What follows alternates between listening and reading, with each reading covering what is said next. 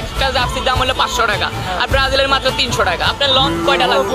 একটা ব্রাজিলের জার্সি 300 টাকা বলছি, এটা নিতে চায় না, কত 150 টাকা।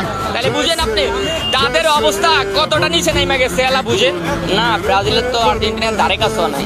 আপনি দেখেন আমার পুরোটা দোকানে আর্জেন্টিনার জার্সির কাস্টমার বেশি। জি, অন্যান্য টিমগুলো কেমন? অন্যান্য টিমগুলো আছে আর্জেন্টিনার তুলনায় অনেক কম। অন্যান্য টিমগুলো ব্রাজিলের অত আর্জেন্টিনার মতো নাই। না, ব্রাজিলের তো আর্জেন্টিনার ধারে কাছেও নাই। কেন? আর্জেন্টিনার পরে যদি কিছু চলে পর্তুগাল আছে, ফ্রান্স আছে, ব্রাজিল আছে, চলে কম সীমিত একবারে। আর্জেন্টিনার ধারে কাছেও ব্রাজিল নাই ভাই, খাও কথা বলে লাভ নাই। মানে আর্জেন্টিনার ধারে কাছেও জার্সি চলে না, ব্রাজিলের জার্সি একবারে কম চলে।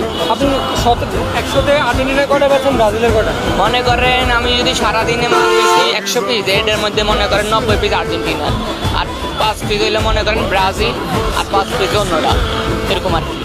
মানে এত কম কেন? 5টা ট্রফি জিতার দলে।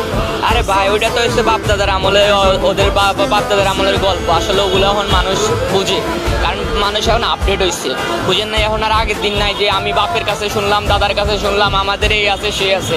এখন মনে করেন মানুষ আপডেট, এখন মানুষ দেখতেছে যে কে ভালো খেলে, কে খারাপ খেলে। এখন মানুষের যাচাই বাছাই করে মনে করেন মানুষের জার্সি কিনে। এখন আর আগের দিন নাই যে আমার বাপে এটা ছিল, আমার দাদা এখন এটা ছিল।